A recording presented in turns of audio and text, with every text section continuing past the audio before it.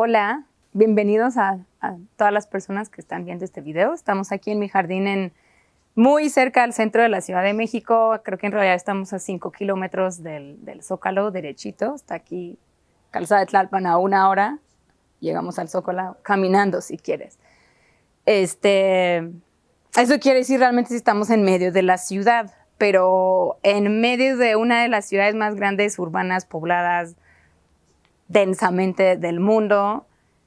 Habemos más personas como yo, pero aquí estamos en mi espacio, que es un jardín de principalmente plantas medicinales. Yo me dedico a trabajar con las plantas medicinales. Prefiero el término hierbera, en realidad, por encima de cualquier otro término.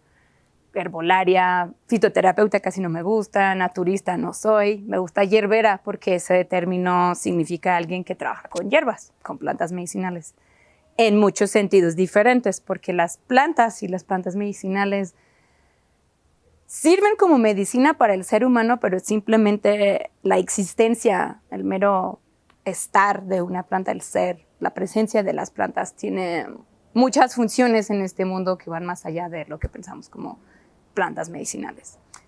Entonces aquí atrás tengo un pequeño consultorio donde atiendo a personas que tienen diferentes enfermedades, quejas, problemas de salud. Y lo que cultivo aquí en el jardín no es para usar las plantas en el consultorio. A decir verdad, no es suficiente el espacio aquí para cultivar las plantas que utilizarías como terapeuta o como hierbera, como herbolaria, como le quieres llamar.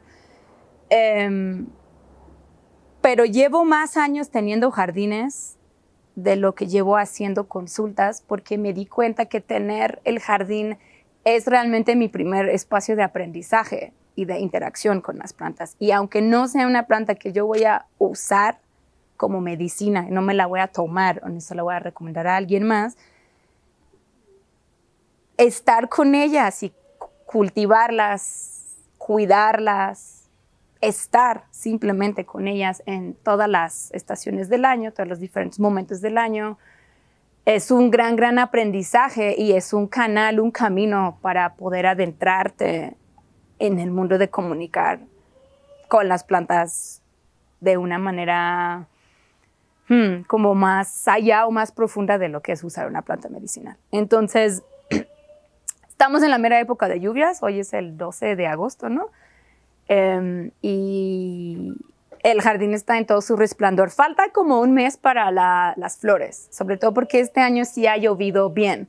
¿Qué significa eso? Que empezó a llover en mayo y no ha dejado de llover. Bueno, sí tuvimos una pequeña canícula que se retiró la lluvia unas semanas, pero hemos tenido la suerte este año que la temporada de lluvias ha sido como antes era, ¿no? O sea, creo que hemos sufrido mucho de agua en el DF en los últimos años, pero cuando llueve bien, septiembre, octubre es cuando empiezan las flores. Entonces no van a haber muchas flores, pero es un momento muy caótico. Muchas personas que entran aquí dicen, pues que es una selva, incluso no les gusta a veces porque no hay... Se restringe el paso, el espacio para el ser humano, pero estamos, o sea, hay casitas, o sea, el ser humano tiene sus espacios, no necesitamos todo este espacio.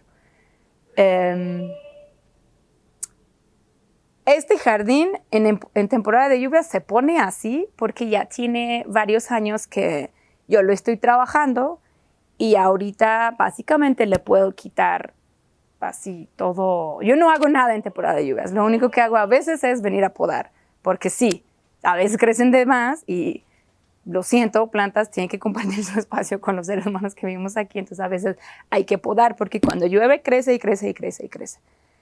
No he podado mucho recientemente, entonces está muy bonito, todo está crecido. La idea de un jardín así es... Bueno, tiene muchas funciones. Una es porque me gustan las plantas. Segundo, embellece realmente el espacio. O sea, es muy diferente la vista aquí. Y hasta hay estudios, hay información que dice que lo verde calma al ser humano, que en lugares donde las poblaciones no ven muchas plantas, suben los niveles de agresividad, de violencia, de angustia, depresión. O sea, es muy complejo. No estoy diciendo que es causal, pero sí hay una relación entre las plantas y como el entorno que nos generan y el bienestar. También, obviamente, yo no puedo decir que estoy en un espacio, no sé ni cuánto mide, en un espacio muy pequeño, filtrando toda la contaminación de la Ciudad de México, porque eso es imposible, pero sí se siente un poco diferente aquí que en la calle. Hay otra frescura, aquí hay sombra, aquí vienen pájaros, acaba de pararse un pájaro ahí en el cable. Hay muchísimos pajaritos de colores aquí, con cantos diferentes. Es una experiencia, realmente, esa experiencia con la naturaleza yo creo que sí es importante. La vista, los sonidos, los animales, la frescura.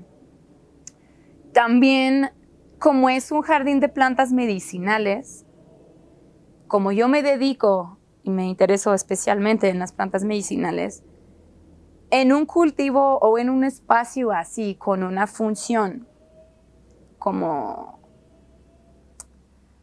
decir? Aquí no es la idea de este jardín no es producir grandes cantidades de plantas. O sea, la prioridad no es rendimiento. La prioridad es tener ejemplares de plantas. Incluso de alguna manera, aunque yo últimamente, sobre todo por la pandemia, no he dado clases aquí, sí es un espacio educativo. Entonces, con tener una o pocos ejemplares de diferentes plantas sirve para reconocerlas. Sirve para reconocer y conocerlas. Pero no voy a sacar suficiente planta para vender o para producir. Pero en un modelo así, de pequeña escala, la diversidad es muy importante cuando se trata de plantas medicinales. Las plantas medicinales generalmente, en un modelo así, requieren menos cuidados que las plantas alimenticias. Las plantas alimenticias domesticadas, porque también hay muchas plantas alimenticias silvestres, que son otra historia, pero las plantas alimenticias domesticadas, como pensamos normalmente en un huerto en la ciudad, el jitomate, la lechuga, si quieres la calabaza, qué sé yo, ¿sabes? Pimientos, chiles. Bueno, ahí sí tengo chiles. Pero las plantas alimenticias requieren otro tipo de cuidado y otro tipo de atención, otro tipo de abono, literal y metafóricamente. Y las plantas medicinales suelen ser, aunque ya muchas son domesticadas, dependiendo del grado, podemos decir, de domesticación,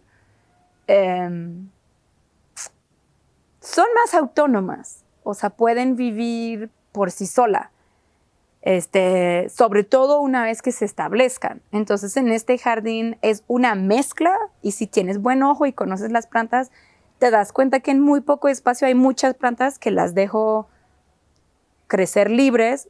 Obviamente, sí, cada año, cada 2 años, como están en macetas, sí les tengo que echar composta, abono, que hago la composta aquí atrás, pero es realmente poco labor lo que se requiere aquí. Y cuando llegan las lluvias, es como si llegara alguien con una varita mágica y poco a poco se va levantando lo verde y se pone hermoso.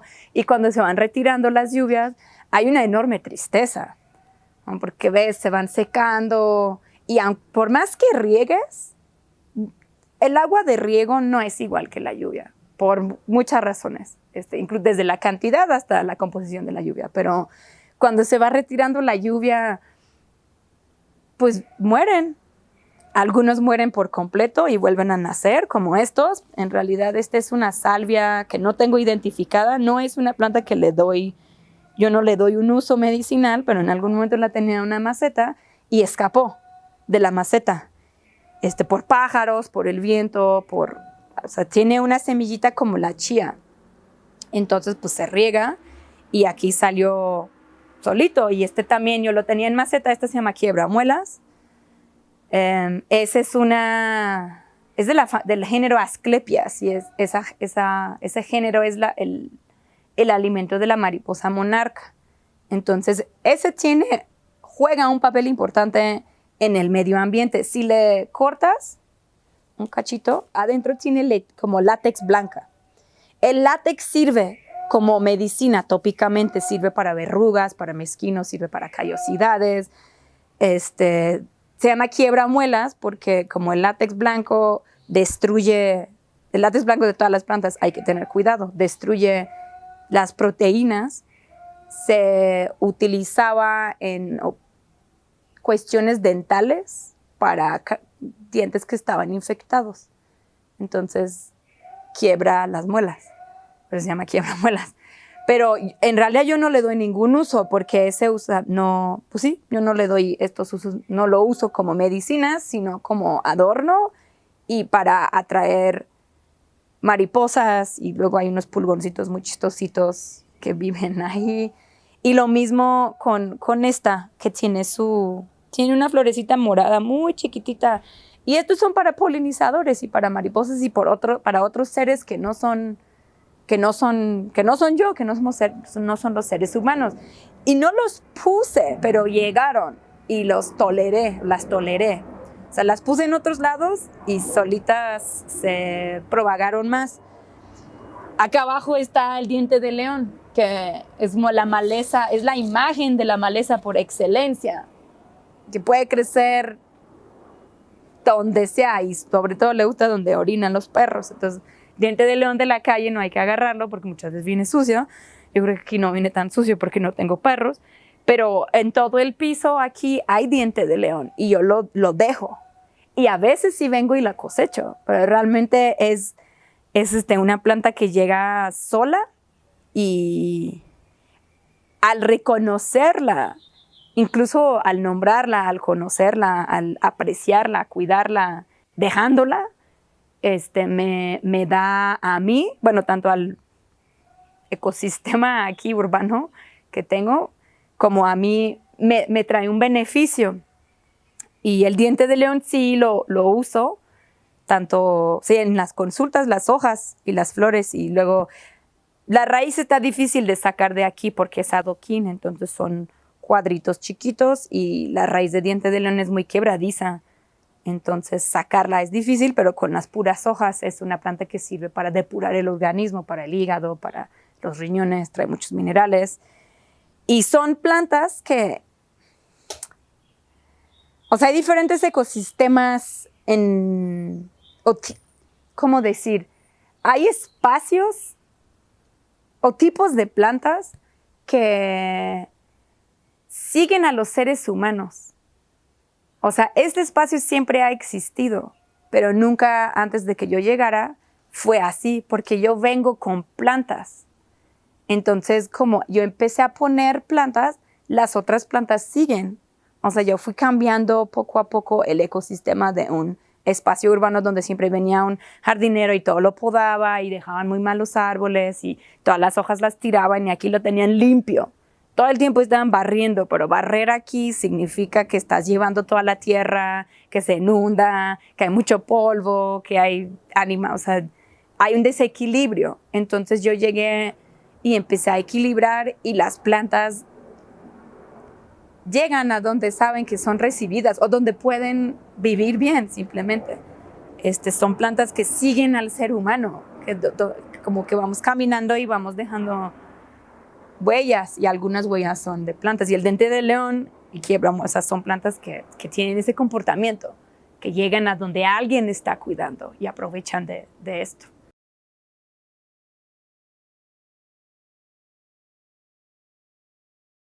Aquí tengo una hoja santa que está bastante grande, se extiende hasta allá atrás, de hecho, está ocupando muchísimo espacio.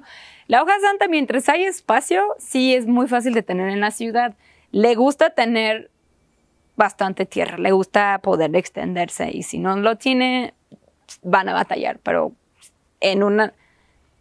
en el piso, en una jardinera en la Ciudad de México, la hoja santa crece muy bien.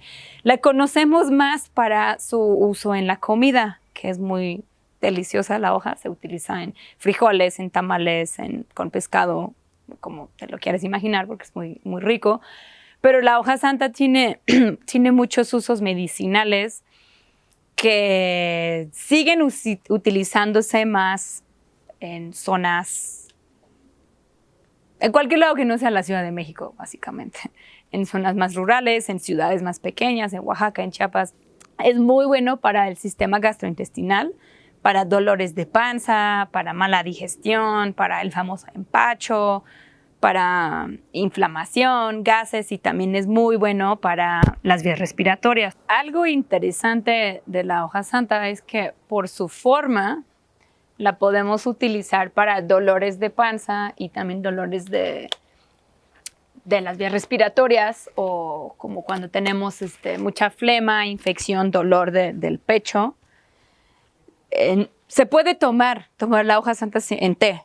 Es muy, muy útil para problemas de estas partes, dolores de panza y del pecho, pero también se puede aplicar, y eso es por la forma que tiene, que se le pone un poquito de aceite y se calienta en el comal. No se cocina ni se tuesta, se calienta tantito y se aplica directamente en el pecho, en el abdomen o incluso en la espalda, dependiendo dónde queremos calentar y soltar. Entonces es una manera, no podemos hacer eso con todas las plantas porque es particular, es una característica de la hoja santa por su forma. También sirve mucho en baños, o sea, todas las plantas aromáticas que conocemos y sabemos que no son peligrosas o tóxicas para usar. Se puede hacer un té muy cargado y te bañas con hoja santa antes de dormir y ayuda mucho a aflojar flemas y aflojar, bueno, desinflamar, o sea, sacar flemas y desinflamar el pecho, y vas a dormir muy bien, y mientras duermes tu cuerpo utiliza lo que le diste externamente con la hoja santa para recuperarse. Entonces la hoja santa tiene muchos usos más allá de lo que conocemos aquí en la ciudad, como en la comida. O sea, realmente tiene más usos, ¿no? Incluso para el dolor, cuando hay golpes, se puede hacer, igual se puede aplicar donde hay una inflamación, un golpe, un moretón, una torcedura, y ayuda a desinflamar. Aplicado así, o también en cataplasma, puedes hacer pomadas. Los límites son tu imaginación, conociendo bien la planta, ya la puedes aplicar como quieras. Entonces, la hoja santa, un tesoro muy fácil de tener en la comida y también en la medicina.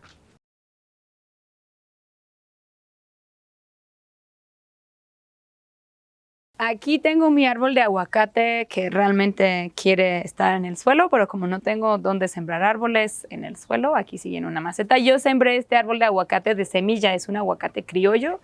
El criollo es del aguacate más chiquitito con una cascarita más delgadita, y incluso la semilla huele, y todo el aguacate y su semilla, incluso sus hojas, tienen un aroma anisado. La hoja de aguacate criollo aromático también se utiliza en la cocina. Tiene muchos usos en la cocina oaxaqueña, es donde yo más conozco la hoja de aguacate en la comida, pero seguramente en otros lados también, en otros lados de México principalmente lo han de usar. Pero la hoja de aguacate aromática también, que es la que se usa en la cocina, también sirve para un sinfín de usos en la medicina. De hecho, recientemente un compañero me preguntó que si yo pudiera usar solamente 3 plantas medicinales, cuáles escogería entre todas, y mi primera elección fue la hoja de aguacate, porque sirve para todo. Para infecciones, para dolores, para digestión, para los pulmones, tiene uso, es un regulador hormonal, para la tristeza, relaja, para dormir. Realmente podríamos pasar mucho tiempo hablando de la hoja de aguacate. La podemos considerar uno de los antibióticos naturales más potentes que tenemos muy a la mano aquí en México, porque como se utiliza en la cocina, se puede conseguir en cualquier mercado donde hay alguien que venda hierbas de olor. No es tan común como el tomillo y el laurel, la mejorana, pero de todas formas sí se puede conseguir. No es como otras plantas medicinales que son, que tienes que buscarlas en mercados más especializados, pero la hoja de aguacate, siempre les invito a mis alumnos, tomen un té y vean cómo se sienten, te pone feliz, pero sí levanta el ánimo realmente, pero sirve para dolores e infecciones y un montón de otros problemas en donde tengas en el cuerpo. y no hay tiempo para hablar profundamente de ella, pero sí les invito a que busquen más información o que simplemente pregunten tal vez a sus familiares, a sus abuelos, a sus abuelas, que son ellos quienes conservan y todavía siguen utilizando plantas como la hoja de aguacate para los muchos usos que tiene. Pero es una planta muy útil y en la ciudad la puedes tener, aunque yo siempre he sabido que mi árbol de aguacate no me iba a dar fruto hasta sembrarlo en el piso, pero yo lo tengo para las hojas, tanto en la cocina como en la medicina. Es una parte que me sirve como hierbera o como cocinera también. Y luego se nos olvida que la hoja también sirve.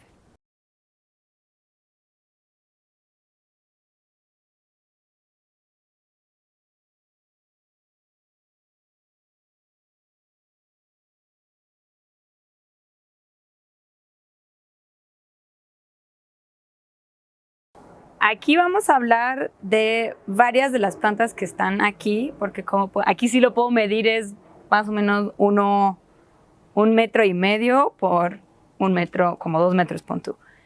Y hay 20 plantas en ese espacio, que todas son plantas que yo he elegido tener aquí, tanto porque por el tipo de luz que entra, que no es mucha, justo en este punto,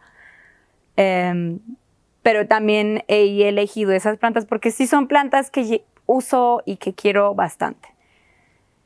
Algo muy interesante aquí es que esas plantas en la naturaleza no vienen necesariamente, o más bien no vienen de los mismos espacios, de los mismos ecosistemas. O sea, que hay plantas de zonas más secas, hay plantas de bosque, hay plantas ruderales, que ruderal es una palabra muy interesante que significa plantas que crecen al lado de los caminos o plantas que crecen junto a zonas de perturbio humano, que son las plantas alrededor de la milpa, son las plantas cerca a los caminos. O sea, el diente de león que les mencioné es una planta ruderal, aquí el suapatle es una planta ruderal, el mapurite es una planta ruderal. Entonces tenemos, y luego está, o sea, la ruda es una planta, en México es una planta de jardín, porque la ruda es una planta europea, entonces siempre que hay ruda es porque alguien la sembró. Pero sí son plantas de muchos espacios distintos. Entonces aquí tenemos el laurel, que es una de mis plantas favoritas. El laurel es una planta de bosque, o sea, es de bosque de pino encino, bosques de altura, bosques de neblina, bosques de sol salpicado entre las hojas. Por eso el laurel aquí de hecho le va muy bien, porque en este jardín no entra mucho sol directo. Entonces le gusta este ambiente donde el sol le llega a través de las hojas de otras plantas. Imagínense cómo se siente caminar en un bosque de pinos y encinos. El laurel más grande que yo he visto fue en el Parque del Chico, en Hidalgo, que sí medía como 3 metros, pero eso creo que es realmente algo excepcional, grandote. Normalmente el laurel crece más grande que yo, pero como puedan ver, o sea, no es un árbol, tiene ramas desde abajo, es un arbusto, crece ligero, su tronco no se hace tan grande, crece en el piso del bosque, o sea, en el primer estrato, el primer nivel. Entonces, quienes han tenido la suerte de caminar en esos bosques de pino y encino y madroños y magueyes a veces, conocen el ambiente del laurel, que es frescura, pero también cuando entra el sol, sí hay calor, pero nunca es un sol directo. El laurel es una planta maravillosa para problemas del pecho, en el sentido de los pulmones como del corazón y los sentimientos. Es una planta que ayuda a expectorar, es una planta que a expectorar es sacar flemas cuando tienes tos, infección, inflamación, para sacar flemas. Es una planta que mejora la digestión y es una planta que calma la angustia y la tristeza. Sí, es muy especial para eso. El laurel de cocina. Bueno, hay muchos, en diferentes zonas y partes del mundo se usan diferentes tipos de laurel de cocina, pero el laurel de cocina más común en México sí es esta. Y es el laurel que encuentras en el mercado y tiene muchísimos usos diferentes, como los que acabo de decir. Pero es muy bueno para la tristeza, o sea, para el estrés. Ya todo el mundo está bien estresado todo el tiempo, entonces prueba no. Aquí también tenemos el maguey al lado. Ese es un maguey también completamente domesticado. El laurel es domesticado, pero también existe en situación silvestre. Lo cultivan en el Estado de México y crece silvestre en todos los bosques encinos del país, desde Aguascalientes, Tamaulipas, Chihuahua, Durango, Oaxaca, Chiapas, o sea, donde hay bosque de pino encino, aunque es una planta clasificada en peligro de extinción en sus hábitats silvestres por la Semarnat. Sí hay cultivo de laurel en el Estado de México. Y bueno, ese maguey es de la raya amarilla. Ese creo que no existe en una población silvestre, sino que este sí es un maguey domesticado. Eso significa que el ser humano ya ha trabajado lo suficiente con esa planta para lograr cultivarlo como quiera. Esa planta tal vez le costaría trabajo vivir en los ambientes donde viven los agaves silvestres, que tienden a ser ambientes medio agrestes. Entonces este es domesticado, no le quita valor. Es una planta maravillosa también para problemas pulmonares. Siempre que hago jarabes, mis jarabes para las vías respiratorias, la base es con miel y agave. Y diferentes magueyes. Yo uso mucho este maguey, también los magueyes pulqueros, varios magueyes mezcaleros. Hay más de 200 tipos de agave en este mundo, entonces no puedo decir que todas las agaves sirven, pero los agaves que en este valle central de México se cultivan y se utilizan para pulque y barbacoa y para jardines, sí sirven para problemas de las vías respiratorias.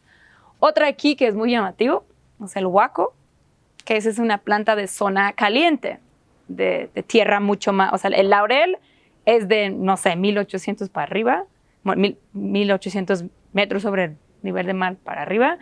El huaco va a ser de ahí para abajo. El huaco abunda en Morelos, en Yautepec, en San Andrés de la Cal, en Tepoztlán, en zonas donde hay otro tipo de humedad. La humedad no está en el aire, sino, bueno, cuando en temporada de lluvias sí hay mucha humedad, pero es una humedad subterránea en zonas calientes. Y lo que se utiliza del huaco es la raíz, precisamente. Se utiliza la raíz. Si yo usara la raíz de mi planta, voy a matar mi planta. Entonces yo no tengo esta planta para usarlo, porque me gusta esa planta y solamente la tengo como ornato y como un recuerdo y como un ejemplo de que es el huaco. Hay flores más grandes, más chiquitos, tienen un aroma medio extraño, pero no uso la raíz. Pero la raíz se usa para,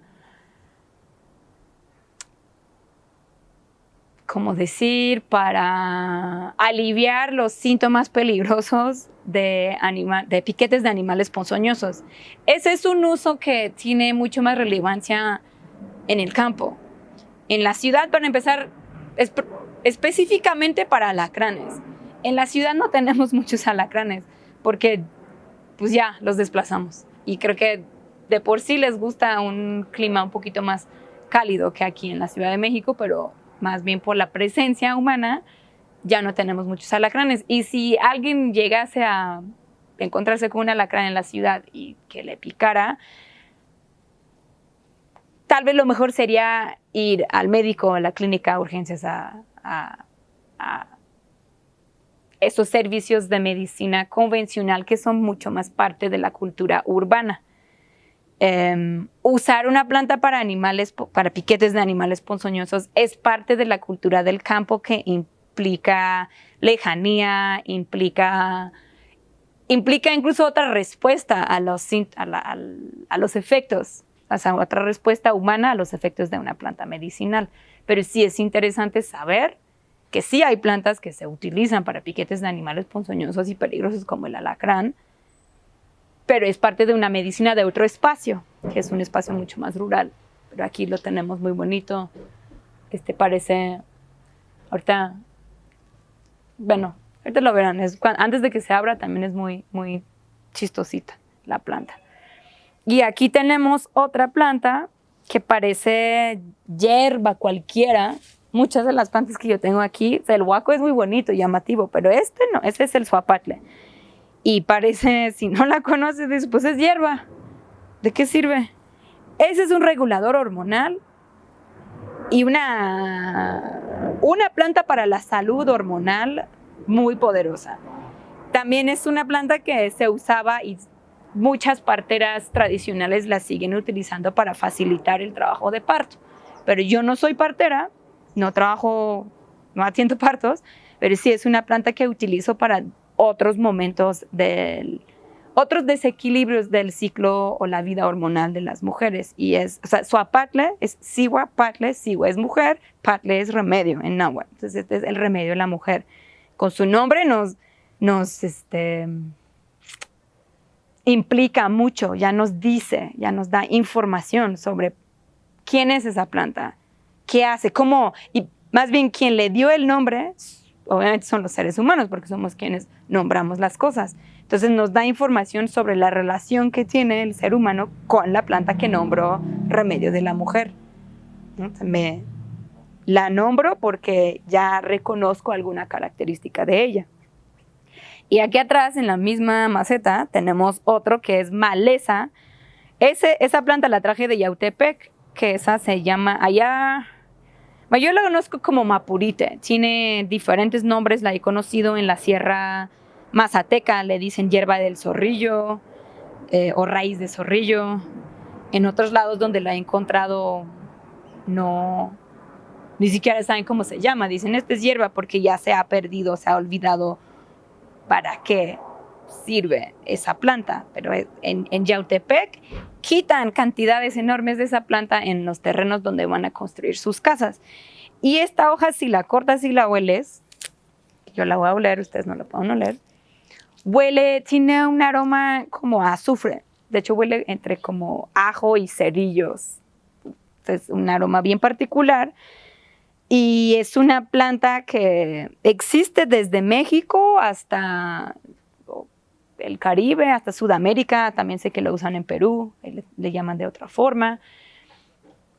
Y yo la uso más que nada para estimular y fortalecer el sistema inmunológico. Y eso es un uso que a mí se me enseñó, pero de manera más informal o tradicional, pero también existe mucha información, sobre todo en Cuba, tiene mucha información sobre esta planta que en Cuba le dicen añamú, que lo han estudiado mucho para sus efectos en el sistema inmunológico, incluso en procesos de cáncer. No estoy diciendo que es una planta que quita el cáncer, pero cuando hay procesos tumorales, procesos de cáncer, siempre hay que fortalecer el sistema inmunológico. Elijas el camino de curación de medicina que quieras. Incluso con una quimioterapia puedes usar plantas para que no te haga tanto daño. Pero esa es una visión científica contemporánea de que sirve para sistema inmunológico, bueno, sirve para procesos de cáncer y yo lo conozco también desde otra perspectiva para levantar el sistema inmunológico, es buenísimo para también vías respiratorias, para diferentes tipos de infecciones virales, porque cuando hay una infección viral es el cuerpo el que se tiene que estimular para eliminar el virus, porque el cuerpo es el único que puede atender realmente una infección viral. Y es una planta realmente subvalorada en el lugar donde crece naturalmente, porque se ha olvidado. Pero habemos personas que sí recordamos su uso. Tengo amigos en Yautepec que ya lo cultivan. Cultivarlo es un decir, o sea, sí lo cultivan porque le dedican un espacio donde crece, como aquí. O sea, yo tengo poquitas, pero cultivarlo es muy fácil. Pero lo cultivan y como lo conocen, saben canalizar esa planta para las personas que lo pueden aprovechar. Entonces sí es mi zona de maleza, bosque, tierra caliente, magueyes, ruda. Aquí también es un jazmín, que es una planta asiática del Medio Oriente. O sea, sí, los jardines hablan como de los caminos que han dado la persona que cuida el jardín y cuáles son los intereses de esta persona. Yo siempre he dicho, muéstrame tu jardín y te voy a decir qué tienes en la mente. Y es verdad, o sea, puedes leer mucho en un jardín sobre la persona. Es una manera de comunicar, más bien. Entonces, pues son muchas plantas en un espacio compartiendo feliz.